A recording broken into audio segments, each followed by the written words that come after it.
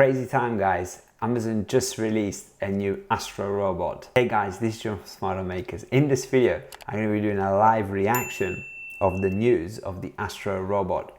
So I've been spoiled this news on YouTube thanks to my fellow YouTubers. So I do have an idea of what is coming, but I'll be watching this event for the first time. This is the Amazon event. There will be a link in the description below for the full video.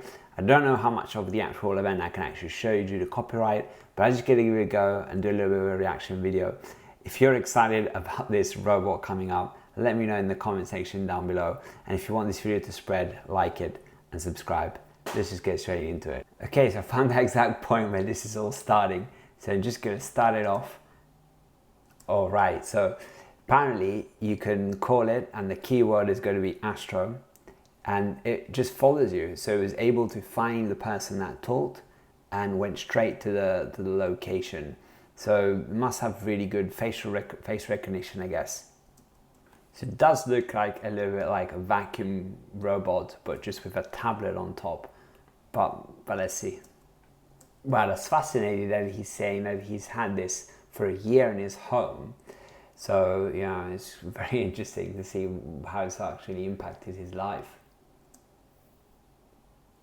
Right, so the main focus is, yes, you might have a lot of Amazon devices in your home, but because they're all stationary, they can't really follow you around. So he mentioned something about remote, and I think he said something about care. So the two things that they are really marketing this for. Okay, so you can send this device from your mobile phone around your house to check on people, things, rooms, and pets. So, you know, quite opens up some privacy questions perhaps. Could someone like send this to check on their spouse? Oh wow, so this is a camera that pops out of the tablet. Okay. Oh wow, so the actual camera or the periscope, yeah, you can actually tilt it up. All right, that's interesting. You could check if the stove or the oven is on. I mean, it's going to be something my wife's going to enjoy a lot, because she's always wondering if we've left it on. So, well, now, you know, if you go on these robots, you can find that out. Okay, so now it's sort of pitching the ecosystem. The Ring ecosystem is normally formed of cameras, security cameras, and the Pro, I believe, is a subscription service. And this robot, if you have the subscription service, can patrol around homes.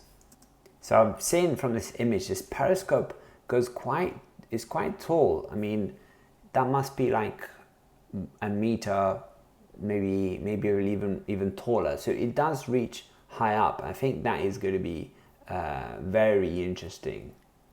You basically have a moving camera that can move around the house.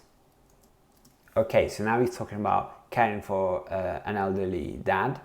The dad's 85 and he's using this device to help him. Let's check out what's going to happen.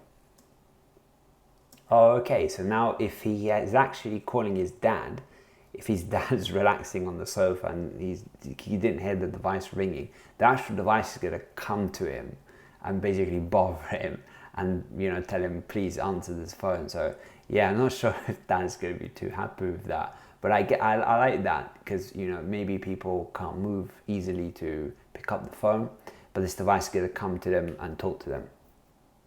All right, cool. So with Alexa together, he mentioned that you can call a specialist, and you can also set up a routine to see if there's movement in the house. So, you know, he knows that things are well with his elderly parent. So the key differences with this tablet is we have eyes on the devices, and it comes alive, and it makes some sound. So I'm not too convinced of how useful this is. All right, so now the Astro is doing a little bit of a party trick, moving around. So I'm not too sure, you know, how that's useful. All right, cool. So I like that. So you can give a command to the Astro to take a break. So just send it away, basically. Now this, I think, is a really good feature. This one over here where you have this video call and you have kids moving around and they don't want to stay still, and the screen just follows them. So you're the grandparent who is calling can actually still talk to the kid while the kid is playing. I find that quite interesting. Then again, I'm not actually sure what will happen to this device with kids and toddlers and pets. I mean, how long is this device going to survive? Because I know my robot vacuum got a lot of abuse from my toddler, tilted up. I don't think this device can be just pushed and tilted a lot. It looks quite delicate, so I don't know how actually it's going to work with kids and pets if pets are basically going to destroy the robot. Now we're jumping into the privacy concerns, which are going to be huge, I guess, for everyone here watching this video.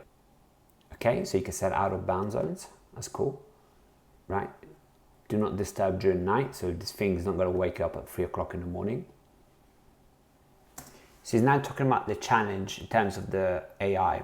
So the fact that houses are not all the same, furnitures are different. He is also talking about how pets and things move. People just leave things in the home. So that's sort of the reality of this device, right? How good is it going to be to avoid all the things are going to be around the house while this is supposed to be patrolling? Because yeah, it's easy to patrol a really, very nice tidy house, but can it patrol a house full of toys and mess around, right?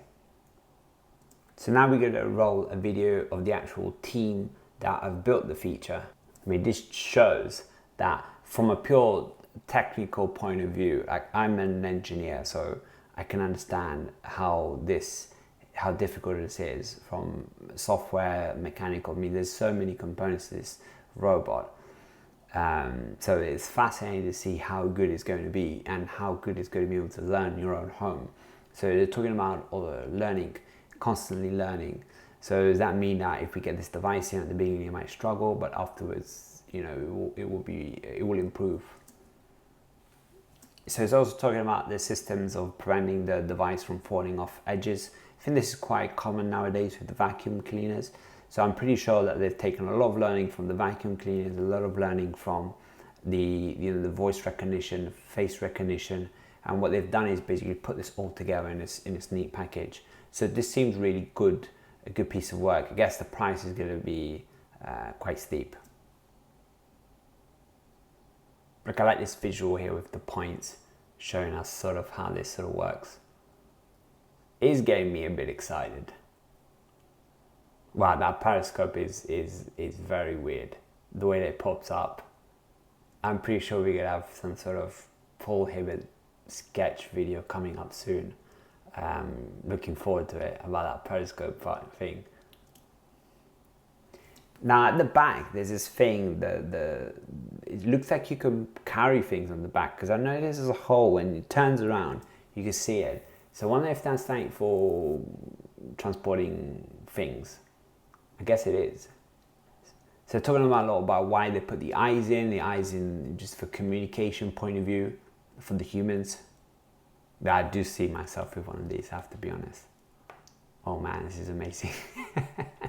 Right, so this is the first robot, not our last robot like that. So I think I get where they're going. One day other big tech companies are going to come up with their own robots soon. All right, so we've got the price. It's a day one edition. Not sure what that means. I'll try and find out, but if you know, let me know.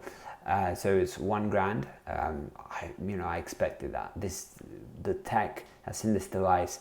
I know some of the robot vacuums could get to $500-600 plus the tablet, plus the whole thing. I don't think this feels really good. It is a bit delicate, so I don't know how much you would want to use it with pets and small kids, but I guess if you got $1,000 to burn. The obvious problem is if you have a house of multiple floors, then you probably need one for each floor, which is going to take you to $3,000. So that's going to be quite unreasonable, I guess. Shipping the device will happen towards the end of the year, so we're going to find a lot more when these come out to reviewers, for example. So there's this big promise. Astro will get more smarter over time, so there's going to be a lot of software improvements. So this is going to be your version 0.1 basically of probably a new family of products. I hope the price also comes down in the future.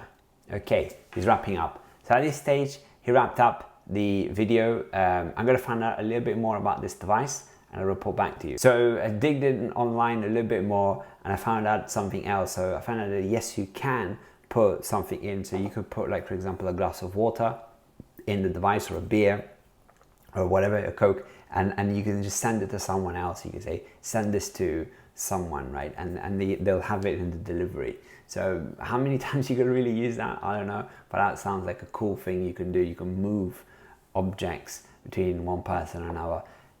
Let me know if you've enjoyed this type of format of video. If you have, and if you're really keen on this Astro robot, remember to give me a like, and just drop a comment down below. And even if you hate the device and you think it's an awful idea, and you think, you know, Paul Hibbert's gonna rip it apart, you know, when we get to his video, just let me know. I'm gonna try and leave a link in the description down below for the full video, the Amazon news piece. I hope this video doesn't get taken down due to copyright. We'll see. This is Gio from Smart Home Makers. I'll see you in the next video. Peace.